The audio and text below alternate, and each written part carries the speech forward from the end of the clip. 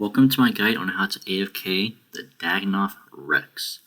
Keep in mind, I always like to use as low tier of a weapon as possible while still maintaining a good amount of kills per hour, and for that, I will be using a tier 77 weapon, and if you're an iron, you can easily get chaotic. As for the gear and weapons and inventory, it should be right here. There we go. So you want fire runes and nature runes so that you are able to hide out. And then if you do have access to the Grand Exchange, you could buy magic notepaper and the ancient elven ritual shard. Now if your stats are pretty low and you're using a Gothic staff tier 60, you will actually want to bring some super restorers. And if you do have Soul Split, this will be amazing. If you do not have Soul Split, you can just bring sharks. Don't forget a spring cleaner if you do have one, and air runes. In my case, my weapon is unlimited air runes, so that's why you just see me bringing one. As for my gear, pretty much the Demon Horn necklace can be substituted with a split Dagannoth necklace. In which case, when you get any bone drop, you can pick it up, bury it, and you'll get prayer experience. If you have the Bone Crusher auto pickup, it will pick it up and your Bone Crusher will crush it for unlimited prayer experience. Granted, you do kill them quick enough to maintain it. And a Luck of the Dwarf, just for the luck enhancer. And lastly, armor. Now, I'm not actually bringing a full set because this is doable with lunar armor.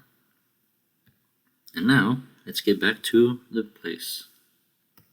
So, you want to make your way to the PVM Hub teleport if you do have one Dagannoth King teleport. And if you do not, if you have a Reaper, you can go through the Reaper portal to the west. If you have never gotten a kill, I will link a description in the guide on how to run there and get your first ever kill. So, let's enter the portal. Once you're here, right-click the ladder and instance encounter. If you're an iron, you pretty much want to start it, exit, and then set it to fastest, and then rejoin. However, since I'm a main account, I'll just put fastest. And plus, it's also a free instance for me right now since it's once a week. So, start encounter, and as soon as it happens, you want to run to the southeast. It might be a little hard to see, but you want to be on this exact tile right here. That way, when the Dagannoth Rex automatically spawns, you just turn Soul Split on and then you'll be fine to AFK. If possible, do not put chain on your action bar.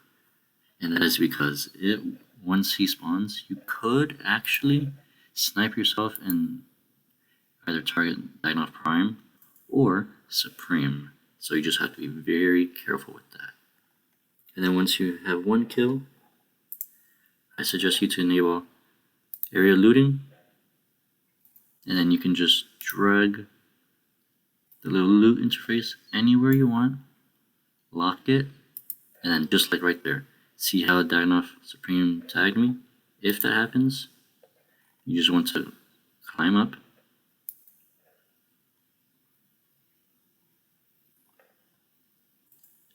right click, rejoin instance, and now that we know where not to stand, you want to stand one tile east that was shown.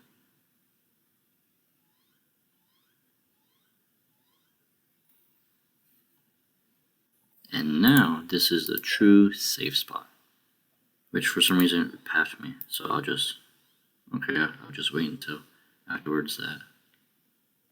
Now for the respawn timer, it's extremely slow, 30 seconds. However, they are thinking of changing the respawn timer, which I think would be a huge mistake, although they will be nerfing some of the common drops.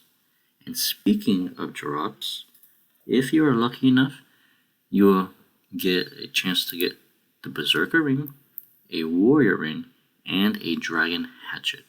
All of these have a 1 out of 128 drop rate.